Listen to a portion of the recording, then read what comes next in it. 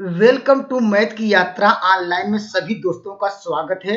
दोस्त एक बार फिर से हम डिस्कस करें नया चैप्टर। दोस्त पिछले साल का पेपर उठा के देखेंगे।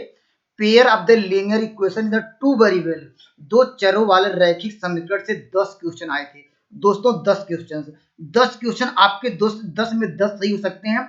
दोस्त इसके लिए आपको क्या करना पड़ेगा, एक चार्ट को लर्न करना पड़ेगा, याद करना पड़ेगा। उसमें चार्ट क्यों लेके चलता हूं दोस्तों, उस चार्ट से अगर याद रखेंगे निश्चित रूप से आपको 10 क्वेश्चन आपको मिल जाएंगे। आइए देखिए सवाल क्वेश्चन को चलते हैं। देखिए यहाँ पर इस चार्ट की बात करते हैं पहले। अगर ये चार्ट दोस्तों आपको याद हो जाए तो निश्चित रूप से आपको 10 क्वेश्चन आपको मिल जाएंगे। आप पिछला पेपर उठा के देखिए, 10 से 12 क्वेश्चन आपको यहाँ पर मिलेगा। तो 10 मिनट कंटिन्यू बने रहिए, निश्चित रूप से आपको 10 क्वेश्चन आपको मिलेंगे। कॉन्सेप्ट भी मैं क्लियर कराने का प्रयास करता हूँ। देखिए आपको दिया गया है, यहाँ पर कह रहा है टू क्या है, लीनियर इक्वेशन दिया गया है। यहाँ पर आपको दो इक्वेशन आपको देखिए दिख रहे होंगे। यहाँ पर पहला इक्वेशन दिया गया है यहाँ पर इस तरह है, और दूसरा इक्वेशन आपको दिया गया है यहाँ पर। हम दोस्तों क्या करेंगे, यहाँ पर देखिए जो एक बनाया गया यहाँ पर एक सारणी दी गई है। इस सारणी में क्या किया गया दोस्त, कंपेयर किया गया है किसके मान, एक कोफिशिएंट और एक्स वाई के मान और कांस्टेंट टर्म को कंपेयर किया गया है, तुलना किया गया है। हमने कहा कोफिशिएंट आप क्या होगा, एक्स क्या होगा। देखिए इसमें पहले वाले क्वेश्चन में a1 लिख दिया गया है, और दूसरे वाले कोफिशिएंट क्या होगा, एक्स क्या होगा। तो यहाँ पर कोफिशिएंट ऑफ एक्स क्या होगा, 2 होगा। तो इसे पहला रिजल्ट याद रखिए, ठीक है। जब ये कंडीशन आपको पेपर में दिया रहेगा, क्वेश्चन अभी डिस्कस कराएंगे, ज्यादा अच्छा क्लियर होगा। दोस्तों यहाँ पर इस रिजल्ट को याद रखेंगे। देखिए जब ये कंडीशन को होल्ड करे, यहाँ पर ये पेपर में दोस्त ये कंडीशन को जब होल्ड करे तो हम लोग क्या कहेंगे दोस्त, ये लाइन क्या है, अर्थात जो भी लाइनें क्या है, प्रतिच्छेदी है। प्रतिच्छेदी मतलब क्या, इंटरसेक्टिंग लाइन है। या एक हम फिगर के द्वारा समझाने का प्रयास करता हूँ। देखिए यहाँ पर कह रहा है दो, यहाँ पर देखिए दो इक्वेशन दिया है, इसका मतलब दोनों को देखिए पहला मान लेते हैं इक्वेशन के जो सॉल्व किए, ये पहली लाइन ये मिली, ठीक है, ए और बी। और दोस्तों दूसरी लाइन पहले वाले इक्वेशन के लिए दूसरी लाइन क्या होगी, यहाँ पर कह रहा है कि परीक्षित करती है तो इंटरसेक्ट करती है। देखिए यहाँ पर दूसरी लाइन क्या होगी, यहाँ पर सी और डी होगा। तो दोस्त यहाँ पर इंटरसेक्शन पॉइंट कितना होगा, एक ही होगा। यहाँ पर मान लेते हैं कि क्या होगा, इंटरसेक्शन पॉइंट मान लेते हैं कि यहाँ या एफ मान सकते हैं, जो इसके पॉइंट क्या होंगे, एक्स वाई। तो अब पूछा जाए, बताइए इसके इसमें देखिए यहाँ पर रेखाएं क्या हुई, देखिए एक दूसरे को परिच्छेद की। और देखिए सोल्यूशन कैसा हुआ, यहाँ पर देखिए एक सोल्यूशन अर्थात एक ही पॉइंट पे इंटरसेक्ट करेंगे, इसलिए सवाल का उत्तर क्या आएगा, इसका यहाँ पर कहेंगे यूनिक्यूब सोल्यूशन है, अर्थात कह सकते हैं अद्वितीय हल है। और निकाय कैसा है, निकाय दोस्त क्या है, यहाँ पर निकाय भी अगर पूछता है निकाय क्या है, तो निकाय क्या है, संगत है। क्या रखेंगे, यहाँ पर इस निकाय को संगत रखेंगे। या दोस्त एक और इसी में जोड़ लीजिए, एक कंडीशन और पूछा था, पेपर उठा के देखेंगे वो भी आया है। अगर निकाय जब यहाँ पर एक कंडीशन को होल्ड किया, पहला कंडीशन क्या हुआ, रेखाएं क्या परिच्छेदी है, और हम कह सकते हैं उसका केवल ओनली वन सोल्यूशन होगा। ये निकाय क्या है, यहाँ पर ये संगत है। इसको नोट डाउन करिए। यहाँ पर ये अगर इसको हम क्या कहेंगे, यहाँ पर कहेंगे ये रेखाएं क्या अवरोधी है। ये पेपर उठा कर देखेंगे, ये भी पूछा जाता है अवरोधी। अवरोधी मतलब क्या हुआ दोस्त, यहाँ पर ये कंडीशन क्या है, जब a1 a2 does not equal to b1 upon b2 हो तो इसे कहेंगे अवरोधी। अवरोधी का मतलब क्या कहेंगे, इसे कहेंगे, अगर इंग्लिश में लिखना चाहते हैं लिख लीजिए, यहाँ पर ये कॉन्सिस्टेंट लिख लीजिए, यहाँ पर कॉन्सिस्टेंट होंगी है। अगर क्या है, रेखाएं क्या होंगी, ये कॉन्सिस्टेंट होगी। पहला इस रूल को याद रखिए। निश्चित रूप से आपको अगर ये समझ आ जाएगा, 10 क्वेश्चन आपको 10 मिनट में आपको मिल जाएंगे, और आप देखते ही मान वहां पर डायरेक्ट टिक कर देंगे। देखिए अब हम बात करते हैं सेकंड, इसको छोड़ते हैं पहले, अभी इसको सेकंड इस पे बात करते हैं। अगर दोनों रेखाएं क्या दोस्त यहाँ पर समांतर हो, समांतर के लिए कंडीशन क्या होनी चाहिए, देखिए यहाँ पर ये कंडीशन होना चाहिए। इसका मतलब क्या है, कोफिशिएंट ऑफ एक्स और कोफिशिएंट ऑफ एक्स वाई दोनों समीकरण का आपस में जो कोफिशिएंट है आपस में क्या होना चाहिए, बराबर करने पर या इस कंडीशन को होल्ड करना चाहिए। अर्थात कह सकते हैं a1 upon a2 b1 b2 और does not equal to c1 c2। इसका मतलब जो कांस्टेंट टर्म है, अर्थात यहाँ c1 c2 आपस में बराबर नहीं होना चाहिए। तो रेखाएं क्या होती है, समांतर। या दोस्त ऐसे देखिए, मैं फिगर के रूप में अगर दिखा सकता हूँ। देखिए हमारे पास क्या है, एक यहाँ पर एक लाइन लेते हैं, ठीक है। यहाँ पर मैं एक लाइन लेता हूँ, चलिए यहाँ पर एक हमने लाइन खींच लिया, मान लेते हैं क्या ए, यहाँ पर एक बी, और दूसरी लाइन क्या खींचेंगे, यहाँ पर देखिए दूसरी लाइन क्या होगा, या इसके बराबर भी हो सकती है या इससे क्या हो सकती है, बड़ी भी सकती है। तभी समांतर मतलब क्या है, यहाँ पर एक दूसरी लाइन क्या है, सी डी है। हमने समांतर रेखाएं दो खींच लिया, ए बी और ए सी डी। क्या दोस्तों ये दूसरे को कभी काटेंगी, ये दो रेखाएं ए बी और सी डी कभी भी क्या है, रेखाएं दूसरे को काटेंगी नहीं। तो कैसा इसका सोल्यूशन कैसा होगा, इसकी व्याख्या जो दी गई है, इसका आंसर क्या आएगा, इसको लिखेंगे नो सोल्यूशन। तो हमने कंडीशन याद रखा, जब मुझे ये पता चल गया ये कंडीशन दे रखा है क्या हुई, ये तो समांतर हुई, तो यहाँ पर आया इसका सोल्यूशन क्या हुआ, नो सोल्यूशन। निकाय क्या है, निकाय असंगत है। दोस्त क्या है, निकाय क्या रखेंगे, असंगत है, या इसे कहेंगे असंगत मतलब क्या है, इसके लिए क्या कहेंगे हम लोग, कहेंगे यह विरोधी है। क्या है, विरोधी। क्या लिखेंगे, यह विरोधी है, इसे कहेंगे दोस्तों क्या है, यह क्या लिखेंगे, इनकोसिएंट है। दोस्तों लिख लीजिए इनकोंसिडेंट है, इनकॉन्सिस्टेंट है, लिख लीजिएगा ये इंग्लिश में, ठीक है। यहाँ पर हिंदी भी आप लोग जो लोग हिंदी समझ आते हिंदी में बता दिया, इंग्लिश में आप लोग जो जानना चाहते हैं इंग्लिश में बताने का मैं प्रयास करता हूँ। देखिए थर्ड नियम याद रखिए, थर्ड नियम क्या है दोस्त, यहाँ पर फिर यहाँ से हमने कंपेयर किया, जब देखा A1 A2 B1 B2 और C1 C2 सब आपस में बराबर हो जाए, तो दोस्त क्या होंगे, तो रेखाएं क्या होंगी, ये कोइंसाइड होगी, यहाँ पर समपाती होगी, यहाँ लिखेंगे कोइंसिडेंट होगी, या लिखिए कोइंसिडेंट होगी, अर्थात समपाती होंगी। जब कंडीशन ये आपको नजर आए तो क्या कहेंगे, रेखाएं समपाती है, और इसका सोल्यूशन क्या होंगे, अनंत हल होंगे। क्या लिखेंगे, लिखेंगे इनफाइनाइट, क्या होगा, इनफाइनाइट मेनी सोल्यूशन होगा, अनंत हल होंगे। निकाय क्या है, ये इसे इसके लिए क्या करेंगे, इसके लिए हम लोग क्या करेंगे, ये कहेंगे क्या है, यह डिपेंडेंट है, या कहेंगे इसको कहेंगे आश्रित है। क्या लिखेंगे, आश्रित है। आश्रित मतलब क्या कहेंगे, इसे कहेंगे डिपेंडेंट है, लिख लीजिएगा यहाँ पर डिपेंडेंट है। इसी रूल को याद रखते हैं तो आपको 10 नंबर मिल जाएंगे। देखिए यहाँ पर हमने एक बार क्या डिस्कस कराया, हमने कहा कि यहाँ पर एक्स वाई का जो कोफिशिएंट था उसके इस फॉर्म में लिखा गया। जब ये कंडीशन आए तो रेखाएं कहेंगे यह इंटरसेक्टिंग लाइन है, यूनिक सोल्यूशन है। निकाय क्या है, यह कोशिएंट है, इसे कहेंगे क्या होगा, अवरोधी है। दूसरा हमने नियम बताया कि यहाँ पर दूसरा नियम ये बताया कि यहाँ पर अगर रेखाएं ये कंडीशन को होल्ड करे तो रेखाएं क्या होंगी, ये समांतर होंगी, इसका कोई सोल्यूशन नहीं होगा, निकाय का असंगत होगा, इसे कहेंगे विरोधी। तो पेपर में देखिए ये भी ऑप्शन दिए रहेंगे, तो यहाँ पर ये भी आपको याद रखना होगा। और हमने लास्ट डिस्कस किया थर्ड, कहा कि यह रेखाएं जब समपाती हो, समपाती का देखिए फिगर हमने नहीं बताया, एक बार देख सकते हैं समपाती मतलब क्या होता है, ये भी इसका फिगर यहाँ पर मैं ड्रा कर देता हूँ। जैसे यहाँ पर एक लाइन यहाँ पर है, ठीक है, यहाँ पर यहाँ समपाती की बात करता हूँ, यहाँ पर एक लाइन ए और बी है, ठीक है, यहाँ पर ए बी, एक लाइन दूसरी इसकी लाइन, इसी लाइन के ऊपर एक लाइन और आ जाए दोस्त, यहाँ पर इसका मैं चलिए यहाँ एक लाइन और लेते चलिए, इसका कलर दिखाता हूँ। चलिए ये लाइन क्या हो सकती है, इतनी बड़ी भी हो सकती है या इसके बराबर हो सकती है, एक दूसरे के क्या है, यहाँ पर एक दूसरे के ऊपर है, या दूसरे के क्या है, यहाँ पैरेलल तो यह हो गई, एक दूसरे के ऊपर है, यह समपाती से कोइंसिडेंट है, तो इसके लिए क्या होगा, इनफाइनाइट सोल्यूशन होगा। तो अगर ये एक दो बार चार्ट को पढ़ेंगे तो निश्चित रूप से आपका पेपर बहुत अच्छा होगा। आइए देखिए मैं पिछले सवालों को और लेके चलता हूं, जिससे आपका बेस क्लियर हो, कंसेप्ट भी क्लियर हो। तो आपको इस चार्ट को 2-3 बार देखिएगा दोस्तों, आपका निश्चित रूप से 10 नंबर पक्के हो जाएंगे। आइए सवाल चलते हैं। देखिए यहाँ पर इस सवाल का उत्तर दीजिए। यहाँ पर कहा कि दो समीकरण युग्म एक आलेख परिच्छेद होंगे यदि युग्म का, कहा कि graph of the two equation is the intersect. अभी दोस्तों हमने डिस्कस कराया दोस्तों, यहाँ पर जब क्या है, दो लाइनें आपस में इंटरसेक्ट करें, दो इक्वेशन आपस में इंटरसेक्ट करें। यहाँ पर देखिए एक लाइन हमने डिस्कस कराया ए और दूसरी लाइन बी थी, ये देखिए इंटरसेक्ट करिए यहाँ पर सी डी। तो अब बताइए यहाँ पर इसके कितने सोल्यूशन होंगे, अर्थात केवल एक सोल्यूशन होगा। अभी हमने डिस्कस करा था, यहाँ पर क्या था, एक्स वाई, कोई एक सोल्यूशन होगा।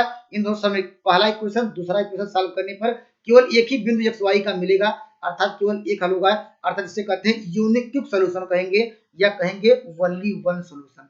ठीक है, तो इस सवाल का आंसर आएगा ऑप्शन नंबर सी। आइए मैं अगले सवाल के लिए चलता हूँ। देखिए यहाँ पर इस सवाल का उत्तर दीजिए। यहाँ पर इस सवाल का आपको आंसर देना है दोस्तों, इस सवाल का उत्तर दीजिए। यहाँ पर इस सवाल के आप क्या करेंगे, कह रहा यदि समीकरण का निकाय अनगिनत हल हो। दोस्तों हमने डिस्कस क्या कराया, जब अनगिनत का हल कब होते हैं, अनगिनत हल होते हैं जब क्या हमने डिस्कस कराया A1 अपान A2, यहाँ पर क्या है B1 अपान B2, यहाँ पर C1 अपान C2 हो, तो दोस्त क्या होते हैं, अनगिनत हल होते हैं। क्या होते हैं, अनगिनत हल होते हैं। और हमने डिस्कस कराया जब अनगिनत हल होंगे तो क्या होंगे दोस्त, अभी अब देखिएगा, फिर जाके देखिएगा, हमने लिखा था कि यहाँ पर डिपेंडेंट होंगे, डिपेंडेंट होंगे, अर्थात क्या होगा, ये आश्रित होगा। इसको आप लोग नोट डाउन करिए। अब विरोधी कब लिखा था, विरोधी हमने कहा था कि जब ये बराबर न हो, ये बराबर न हो, अर्थात क्या लिखा था, हमने लिखा था A1 A2 does not equal to B1 B2, तो लिखा था क्या, यह विरोध नहीं करेंगी और अवरोधी कब लिखा था? अवरोधी हमने कल लिखा था कि यहाँ पर ये कंडीशन कहाँ जाए, यहाँ पर ये वाली डज नॉट इक्वल टू हो जाए। तो दोस्त समझ आ गया होगा। आइए मैं अगले सवाल की ओर ले चलता हूँ। चलिए अगले सवाल की ओर। जैसे इस सवाल का उत्तर दीजिए दोस्तों, इस सवाल का आंसर आपको देना है। देखिए यहाँ पर ध्यान से पढ़िएगा। करा यदि समीकरण का आलेख एक दूसरे के निश्चित बिंदु पर परिच्छेद करे। अभी डिस्कस भी कराया हमने, कहा यहाँ पर वही इक्वेशन सवाल आ गया। देखिए एक सवाल कितनी बार घुमा के पूछ रहा है। देखिए ए, यहाँ पर बी है, फिर क्या है सी और डी है। तो यहाँ पर जानते हैं क्या होगा, ओनली वन सोल्यूशन होगा, अर्थात ऑप्शन नंबर बी होगा। तो वही सवाल दिया दोबारा घुमा के। तो ऐसे सवाल निश्चित रूप से आपको देखने को मिलेंगे। आइए मैं अगले सवाल की ओर ले चलता हूँ। चलिए सवाल का उत्तर दीजिए। यहाँ पर देखिए, यहाँ पर ये इस सवाल का आपको आंसर देना है। तो इस सवाल के लिए आप क्या करेंगे, देखिए यहाँ पर कहा जिस समीकरण का युग्म लेखाचित्र एक दूसरे के समांतर हो। दोस्तों हमने डिस्कस कराया समांतर मतलब क्या है। दोस्तों हमने यही डिस्कस कराया था। यहाँ पर एक लाइन ए थी, यहाँ पर दूसरी लाइन क्या थी, यहाँ पर दूसरी लाइन क्या है, यहाँ पर हमने कहा यहाँ पर सी डी दूसरी लाइन थी। क्या दूसरे एक दूसरे काटेंगी? एक दूसरे कभी इंटरसेक्ट नहीं कुछ काटेंगी। इसका हम कहेंगे क्या हुआ, इसका आंसर आया था दोस्तों, क्या आया था आप कमेंट करिए। इसका आंसर हमने बताया था कि नो सॉल्यूशन होगा। लेकिन दोस्तों यह हमने डिस्कस कराया था कि यहाँ पर क्या होंगी, यह रेखाएं क्या होंगी, अवरोधी होंगी कि आप क्या विरोधी होंगी। दोस्त यहाँ पर आप कमेंट करिएगा, ये आपके लिए होमवर्क है। अगर न समझ में आए आप लोग पिछला मेरा जो हमने अभी डिस्कस कराया था उस थ्योरी को देखिएगा, आप इसका कमेंट जरूर करिएगा। आइए मैं अगले सवाल को लेकर चलता हूँ। चलिए इस सवाल का उत्तर दीजिए। यहाँ पर इस सवाल का उत्तर करा यदि समीकरण क्या है, यहाँ पर देखिए समपाती। अभी समपाती का हमने मतलब भी बताया। समपाती मतलब दोस्त यहाँ पर कंडीशन क्या होनी चाहिए, यहाँ पर समपाती का मतलब दोस्त हमने देखिए यहाँ पर इसका कंडीशन आपको याद होगा कि नहीं है, इसका कंडीशन आपको याद होगा। क्या लिखा था, हमने लिखा था A1 A2, यहाँ पर क्या था B1 B2, यहाँ पर क्या था डज नॉट C1 C2 यहाँ पर। लेकिन सवाल का आंसर आपको देना है। यहाँ कंडीशन इसको नोट डाउन करिए, क्योंकि बार बार लिखेंगे, बार बार प्रैक्टिस करेंगे तो अच्छा आपका पेपर अच्छा होगा। चलिए मैं इस तरह सवाल, चलिए यहाँ पर कहा समपाती। समपाती के लिए कंडीशन आपको हमने लिखाया। हमने कहा दोस्त यहाँ पर A1 A2 क्या हो, यहाँ पर B1 क्या हो B2 हो, और दोस्त यहाँ पर क्या लिखा था C1 C2 आपस में क्या से यहाँ पर C1 C2 सब आपस में बराबर हो जाए।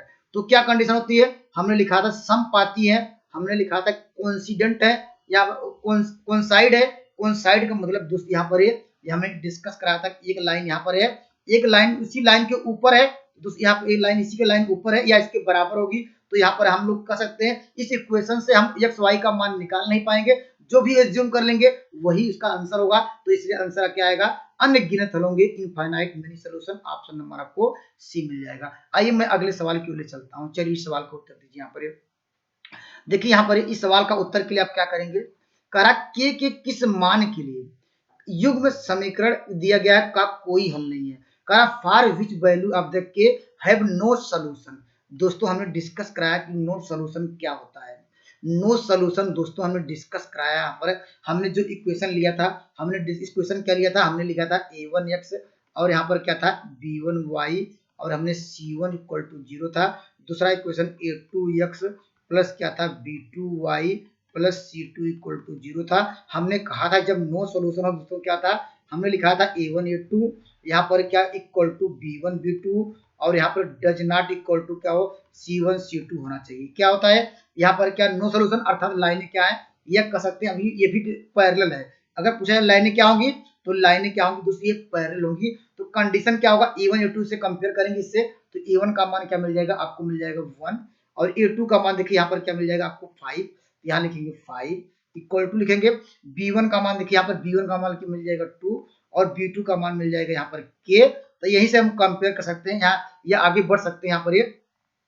यहाँ पर डज नॉट इक्वल टू क्या होना चाहिए, यहाँ पर माइनस क्या होगा 3 क्या होना चाहिए 7। और देखिए वास्तव में हम इस रिलेशन से यहाँ से क्या ले सकते हैं, इसको ले सकते हैं सॉल्व करके क्रॉस मल्टीप्लाई करेंगे तो K इक्वल टू क्या होगा 10 आ जाएगा। तो ऑप्शन नंबर आपको मिल जाएगा, ऑप्शन नंबर डी। कंसेप्ट आपका क्लियर हो गया होगा। मैं आइए अगले सवाल के लिए चलता हूँ। चलिए इस सवाल का उत्तर दीजिए। यहाँ पर ये लास्ट सवाल होगा। तो दोस्त यहाँ पर देखिए 7 क्वेश्चन हमने ऐसे ही बता दिया, लेकिन दोस्त 10 क्वेश्चन आए थे प्रीवियस ईयर के, हमने साथ ही कराया। तो आप लोग जाके पिछला आप लोग जो पेपर होगा हमने कराया भी, तो आप जाके देख सकते हैं। और नेक्स्ट वीडियो में हम लोग क्या लेके आएंगे दोस्त, नेक्स्ट वीडियो में लेके आएंगे NCERT based question. NCERT based question जो आपको एग्जाम में एनसीईआरटी से 99% क्वेश्चन आपको देखने को मिलते हैं। आप लोगों को पता होगा एनसीईआरटी का हम लोग क्वेश्चन लेके आएंगे और इसी पे प्रैक्टिस करेंगे जिससे आप और अच्छा कर पाए। चलिए यहाँ पर कह रहा है, यहाँ पर देखिए यहाँ पर रेखाएं क्या दोस्त, यहाँ पर ये क्या हो, यहाँ पर समपाती हो। समपाती का मतलब क्या होता है, रेखाएं जब समपाती हो तो दोस्त हमने डिस्कस कराया यहाँ पर ये A1 A2, यहाँ पर क्या था B1 B2 और यहाँ पर क्या C1 C2, यहाँ पर C1 यहाँ पर C2, ये तीनों कंडीशन होल्ड करना चाहिए, ये लिखा था।